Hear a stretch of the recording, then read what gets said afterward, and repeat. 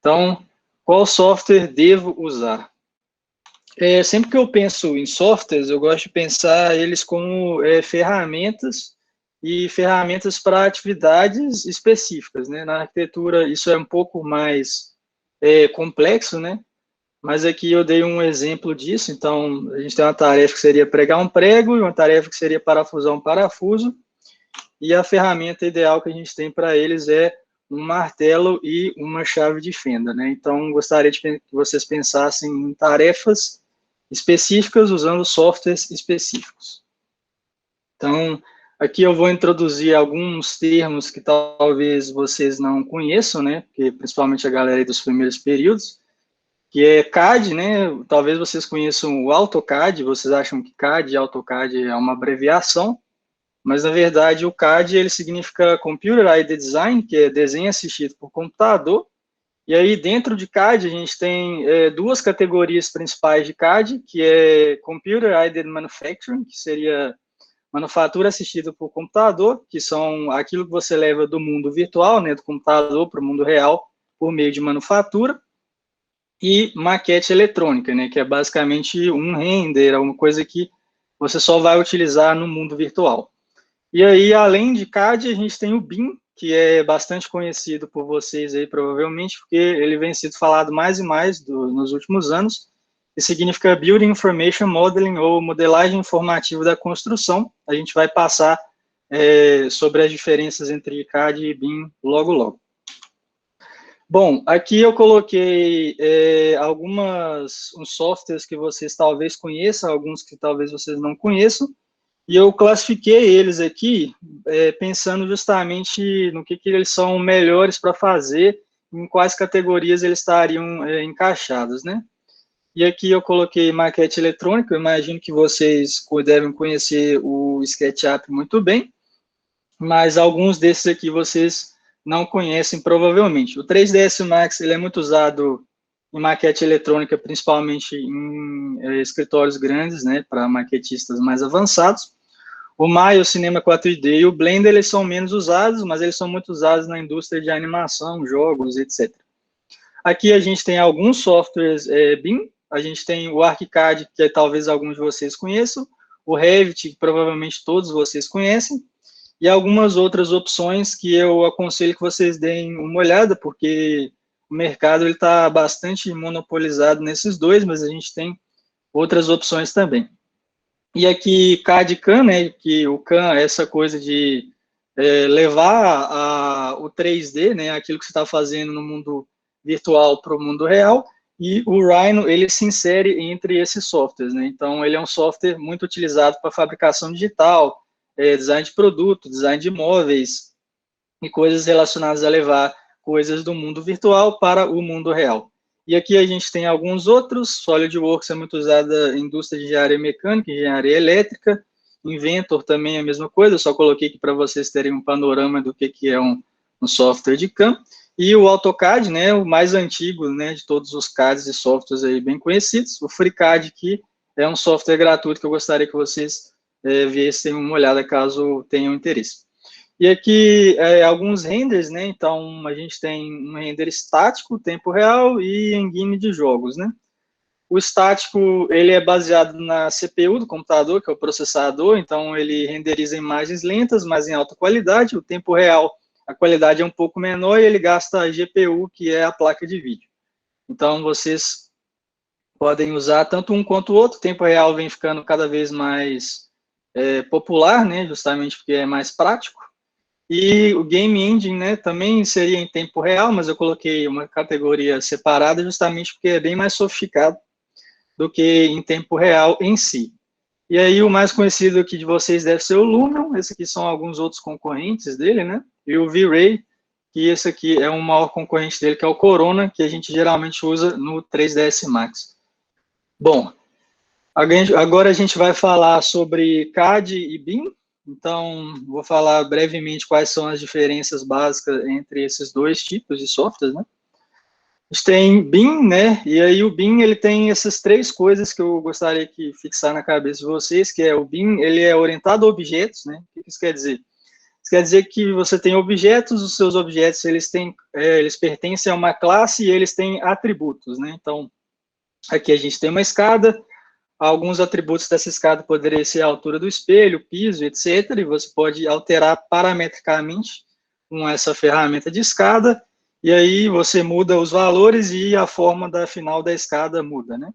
Outra característica do BIM é que o BIM ele trabalha como modelo distributivo. O que isso quer dizer? O seu objeto, né, que seria a escada ou então uma cadeira, por exemplo, ele pode ser visualizado de diferentes formas no modelo para diferentes situações. Então, se você tem uma vista de planta, você vê desse jeito, um 3D renderizado desse jeito.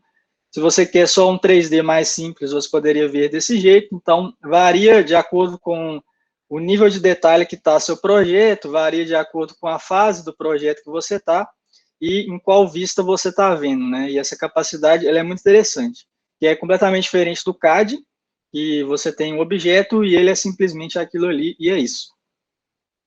A gente tem lógica construtiva, né? Então, as ferramentas que a gente utiliza dentro do BIM, elas são ferramentas que se assemelham, né, à construção. Então, a gente tem parede, porta, janela, né, pilar, laje, viga, né?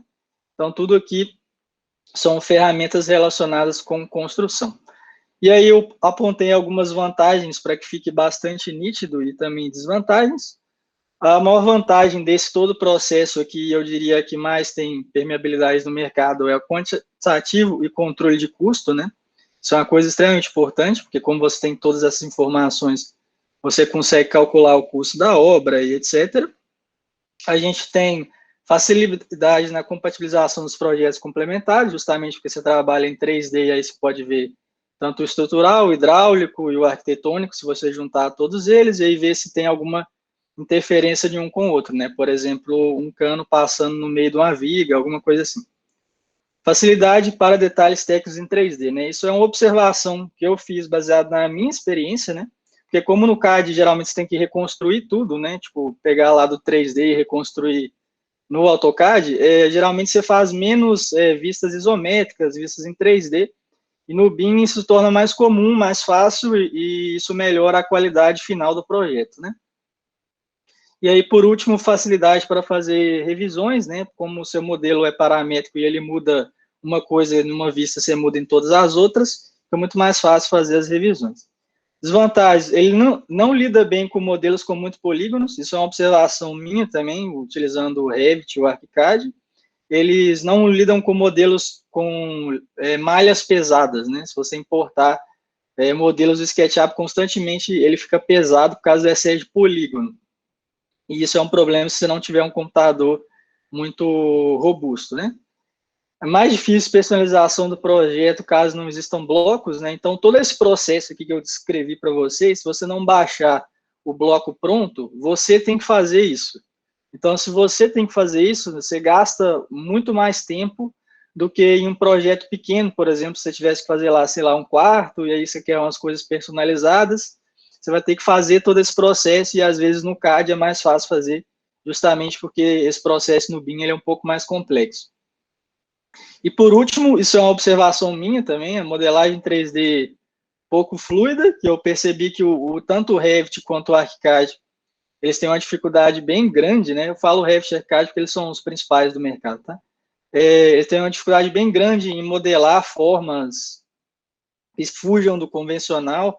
Eles têm uma dificuldade muito grande, por exemplo, quando você está modelando um modelo esquemático, é muito difícil você não tomar decisões que você não queria tomar, né? Por exemplo, você tem que definir o que é a porta, o que é a janela, e às vezes você só queria fazer um cubo ali e ver volumetricamente o que você queria fazer no seu projeto, né? Beleza. E aí a diferença para o software de CAD, né? O software de CAD ele vai trabalhar com geometria ao invés de coisas construtivas, então linha, pontos, planos, sólidos, malhas, círculos, etc. É tudo geometria. A gente trabalha sempre numa lógica de desenho, né, modelagem. Então, aqui eu tenho um projeto meu, e aí eu tenho um pilar aqui, só que se vocês olharem aqui, dando um zoom, né, esse pilar é, na verdade, uma Closed Solid Polysurface, ou seja, ele é um sólido, ele não é um pilar, ele não tem os atributos de altura, ele não tem os parâmetros de um pilar que você teria no Revit ou no ArchiCAD. E aqui a gente tem a lógica de desenho, então pelas ferramentas você consegue ver isso, né? São ferramentas de sólido, de desenho em 2D, etc. E aí as vantagens, né? No meu ponto de vista, você tem uma maior liberdade criativa, porque os softwares BIM, pelo menos para a minha experiência, eles costumam te travar um pouco nessa fase inicial do projeto. A modelagem, ela é mais fluida, o workflow, ele é simples e fácil de entender, então tudo que você tem ali é exatamente o que você vai ganhar no final, então é bastante simples de entender. E as desvantagens é principalmente a dissociação do 2D e do 3D. As revisões, elas são mais lentas e o controle de qualidade é menor. E aí aqui eu fiz um pequeno esquema baseado na minha experiência pessoal, em algumas coisas que eu pesquisei, bastante tempo, que é qual software você deve usar em situações específicas, né? Como que você olha isso de forma específica. Então, quanto mais complexa é a forma do projeto, né, geralmente mais fácil é usar o Rhino no lugar do SketchUp, por exemplo, que é o software que eu imagino que a maioria de vocês usem. Justamente porque o Rhino lida melhor com curvas e etc. E o nível de detalhes dos desenhos técnicos, né, isso aqui é importante. O SketchUp, mesmo com o layout, e o Rhino, mesmo com as ferramentas de anotação que ele tem, você não lida muito bem com modelos grandes com muitas anotações, né? Muitos planta, corte, fachada, vista, etc. Então, eu não recomendo que vocês usem eles apenas se forem fazer isso. Então, quanto mais nível de detalhe tiver seus desenhos, mais fácil vai ser utilizar o AutoCAD, o Revit e o ArchiCAD, ao invés do Rhino e do SketchUp. A escala. Quando um projeto é pequeno, né, é muito mais fácil fazer ele em CAD, justamente porque você não tem que alterar uma série de coisas aí que no BIM você alteraria mais fácil, né? Então, no CAD você consegue ter essa ideia de uma forma muito mais simples. E aí, CAD, lembrando, Computer Aided Design, o SketchUp é um programa de CAD, o Rhino é um programa de CAD, e BIM, no caso, quando a escala fica maior, acaba se tornando inevitável para você não enlouquecer com a quantidade de coisas que você vai ter que fazer. E aí a personalização, né? Quanto mais personalizado é seu projeto, né? Principalmente aí, projetos interiores, minuciosamente detalhados, etc., mais difícil é usar o BIM e mais fácil é usar o CAD. Então, vamos passar para os próximos slides. E aí, agora, eu dei alguns exemplos, né, de tipos de projetos e o software ideal para se usar em cada tipo de projeto.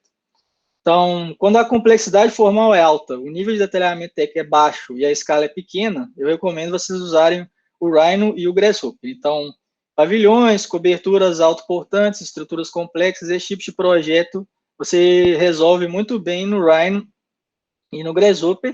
E aqui eu coloquei nível de detalhe do desenho técnico baixo, mas nesse caso aqui, o desenho técnico foi inexistente. Isso aqui foi feito tudo com fabricação digital e montagem. Então, não tem desenho técnico. Então, por isso que o Rhino Grasshopper é um dos ideais, na minha opinião. E aí, nesses projetos, né, com a forma mais simples, mobiliário, design de interiores, o melhor software que eu recomendo para vocês seria o SketchUp e o Layout, e o SketchUp e o AutoCAD. Assim, existem formas de fazer isso em todos os softwares, tá? Mas eu recomendo, né, fazer isso que é mais prático. Principalmente o Layout, tá, galera? O Layout é uma coisa que pouca gente usa, e ele é muito legal justamente por essa interface com o SketchUp, e o SketchUp ele tem uma grande variabilidade de bloco, né? Então, para design de interiores é muito legal, e aí os dois juntos você consegue trabalhar de uma forma mais otimizada, pelo menos é o que eu observei. Aqui eu tenho um exemplo de projeto de imobiliário que eu fiz, né? Eu fiz no Rhino isso aqui, mas foi por uma preferência pessoal, e aí, bom, vocês podem fazer basicamente qualquer software, só tem a questão de qual é melhor para se fazer. Então, e aí agora, quando essa complexidade formal ela é adicionada, né, na equação, e a gente tem que manter um certo nível de detalhe dos desenhos técnicos, Geralmente, e quando a escala não é muito grande, né, geralmente a gente adiciona o Rhino e o AutoCAD nessa equação. E isso pode parecer estranho, mas até em escritórios grandes isso acontece, tá? É bem comum, assim, usar os dois juntos em situações em que você tem que administrar desenhos técnicos muito grandes, né? E aqui eu tenho um exemplo de projeto que eu acredito que seria o ideal, mas eu não sei muitos detalhes desse projeto, tá? Que é o Villeneuve da UN Studio. Quando a gente tem agora projetos em que a gente tira, né, essa complexidade formal, mas a gente adiciona a escala, que é muito grande, e o nível de detalhamento técnico alto, o tipo de projeto, né, ideal, o tipo de software ideal é o Revit ou o ArchiCAD, e o tipo de projeto seria um projeto residencial convencional, né, ou comercial, etc. E aqui é importante dizer que eu estou falando da parte arquitetônica, eu não estou falando desse render que foi feito, eu não estou falando do paisagismo e eu não estou falando do interiores, eu estou falando do arquitetônico, do layout, esse tipo de coisa. Beleza. Então, e aí agora, quando a gente adiciona justamente essa complexidade formal, né, a gente passa a ter que utilizar o Rhino e o Grasshopper junto com esses outros softwares BIM ainda, que é uma possibilidade também, apesar de ser um workflow mais complexo, né? E aqui eu tenho um exemplo de um projeto que foi utilizado isso, né? Que é esse projeto do Zaha de Architects. E aqui eles fizeram um modelo no Rhino, e aí eles exportaram um output para o Revit, e aí eles obteram todas as plantas e etc. lá no Revit. Então, o Revit ele é utilizado como um programa de finalização, assim como o ArchiCAD, e toda a parte de design e até a parte de fabricação, né, que você precisa exportar as coisas para fabricar, é feito no Rhino e no Grasshopper. O Revit é feito para utilizar os desenhos técnicos, né, para fazer os desenhos técnicos. Então, ok. E aí agora, por último, né, eu vou dar alguns motivos para que vocês possam querer utilizar o Rhino dentro do processo de vocês e por que que o Rhino é um software bem interessante vocês considerarem, né? Bom, o primeiro é a comunidade, né? Isso parece uma coisa incomum de se falar, mas geralmente a comunidade do software ela ajuda muito a você crescer o seu desenvolvimento. Se você tiver uma dúvida, por exemplo, de como utilizar o Rhino, você não precisa só vir me perguntar, você pode perguntar aqui no fórum do Rhino, que é MacNew Fórum, né? Você pode ir lá, criar um tópico e aí os outros usuários podem te responder, os próprios desenvolvedores do software às vezes respondem. Você pode conversar com pessoas como o próprio criador do Grasshopper, por exemplo, várias pessoas interessantes. Então, a comunidade do Rhino é muito forte, tem um clima de transparência, né? Sempre que tem problema no software, etc., eles são muito transparentes sobre o que está acontecendo, que ajuda a fortalecer. E justamente esse senso de comunidade ajudou para que o Rhino tivesse muitos e muitos plugins que estendem funcionalidades do Rhino, né? E aí, a maioria desses plugins, eles são desenvolvidos por pessoas que usam o Rhino e querem adicionar alguma coisa e compartilham isso gratuitamente com as pessoas. Então, é muito legal esse clima de comunidade, né? Outra coisa é a flexibilidade. Então, o Rhino tem a capacidade de trabalhar com diversos formatos de arquivo diferentes, né? Eu tenho vários aqui formatos de arquivos que vocês podem ver, exportação, importação, e ela é uma exportação, importação comparada com outros softwares muito competente, né? Ela não te gera muitos problemas em comparação com outros softwares como o Revit e o AutoCAD, que gera muitos problemas de importação e importação. E aí, além disso, ele se comunica em live connection, né, em comunicação ao vivo, né, ao mesmo tempo com outros softwares, como o Sophistic, que é muito usado em engenharia de concreto estrutural, o Tecla, que é muito usado para estruturas metálicas, o Revit e o ArchiCAD, que eu já falei anteriormente, que são os dois padrões BIM da indústria, e aí que eu coloquei o VisualArch, que é o BIM do Rhino, né? E aí algumas outras opções, né, de utilizar o Grasshopper junto, né? Como o Excel, você consegue exportar informações do Grasshopper para o Excel, o QGIS, você consegue importar e exportar coisas para o QGIS, né, de geoprocessamento, e Power BI, que eu não sei se vocês conhecem, é Business Intelligence, que significa BI, e está sendo mais e mais comum em empresas, principalmente grandes, né, usar Power BI. E também ele é compatível com todos os renders principais, né, standard, né, padrão da indústria, né. Seriam esses aqui que a maioria vocês conhecem, talvez não o Quixote, porque o Quixote ele é mais voltado para design de produto. Mas, bom, é isso. E aí, por último, a precisão. O Rhino ele tem uma capacidade de precisão de modelagem muito, muito grande, muito, muito superior a quase todos os outros softwares que, no geral, vocês devem conhecer, justamente porque o Rhino ele trabalha em NURBS, né? E a maioria dos softwares eles trabalham em Mesh. E aqui estou só mostrando aqui a diferença visualmente de NURBS para Mesh. Quando a gente for para o Rhino, eu vou falar de NURBS e Mesh lá e mostrar mais claramente. Mas NURBS é uma representação matemática de curvas e superfícies, e Mesh é uma interpolação de pontos que formam uma malha. Então, aqui a gente tem vários pontos, eles formam uma face, eles se conectam e formam uma malha. Aqui eu tenho 4 curvas, né, que são os limites dessa superfície, e aí a partir dessas 4 curvas se calcula a forma da superfície. E isso permite uma precisão muito grande para manufatura e etc.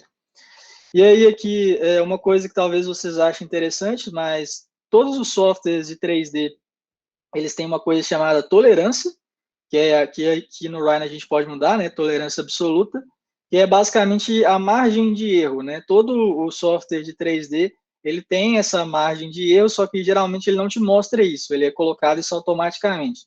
E é exatamente porque tudo no computador existe uma margem de erro para se fazer cálculo.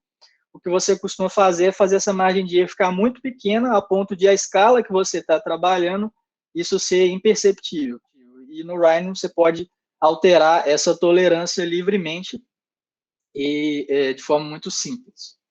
Beleza. Agora, algumas coisas que o Rhino é mais utilizado, né, nessa indústria de arquitetura, engenharia e construção civil, que é a nossa indústria, basicamente. E a principal delas, eu diria que é fabricação digital, então impressão 3D, CNC e corte a laser, são os principais e mais utilizados, principalmente aqui no Brasil. E aqui é um exemplo disso, né, um painel paramétrico, a gente vai tentar fazer um desses hoje, né, um banco paramétrico nessa lógica. A modelagem paramétrica, né, então modelagem de sistemas de complexos, modelagem algorítmica e tudo mais. Então, a gente tem aqui um exemplo de uma fachada do Morpheus Hotel, que foi feito pelos Zaha Hadid Architects, e aí a fachada foi feita por uma empresa que chama Front Incorporation, e eles utilizaram o Grasshopper para produzir esse modelo 3D super detalhado da fachada, né? Então, cada uma dessas peças aqui, elas têm detalhes específicos para fabricação e etc. E aí essa empresa que é a Front, ela tem um plugin que chama Elefront, que é justamente utilizado no Grasshopper e é bastante comum, bastante popular. E aí outras coisas que o Rhino e o Grasshopper são muito utilizados, então estudo de viabilidade, né? Então, estudo de viabilidade é quando você analisa os parâmetros urbanísticos e o contexto de um lote para ver a viabilidade de construir alguma coisa lá. Então, aqui a gente tem um exemplo de uma volumetria, a parte residencial, comercial, e aqui isso aqui seria a volumetria máxima que você consegue alcançar em termos de área nesse lote, né? O Grasshopper, ele é muito prático para fazer estudos de viabilidade desse tipo aqui. E aqui, design conceitual, né? Então, eu coloquei estudo preliminar. Então, a parte mais preliminar do projeto, né? Que você faz a forma, a volumetria, etc. O Rhino é muito utilizado para isso, justamente por ser prático. E aí, simulações, né? Então, a gente tem simulações de conforto estrutural, acústica, simulação de fluxo, né? Que é Agent-Based Modeling, que chama, CFD e etc., né? Que são várias formas de simulações que você usa geralmente com plugins no Grasshopper. E aqui eu tenho um exemplo de simulação que eu usei o Ladybug para fazer, que seria de acesso à luz solar e aqui embaixo de radiação acumulada na fachada com a carta solar, né? Então, é isso. A apresentação, por enquanto, agora é só isso. Me sigam nas redes sociais, Arquitetura Paramétrica, e youtube.com/arquitetura paramétrica.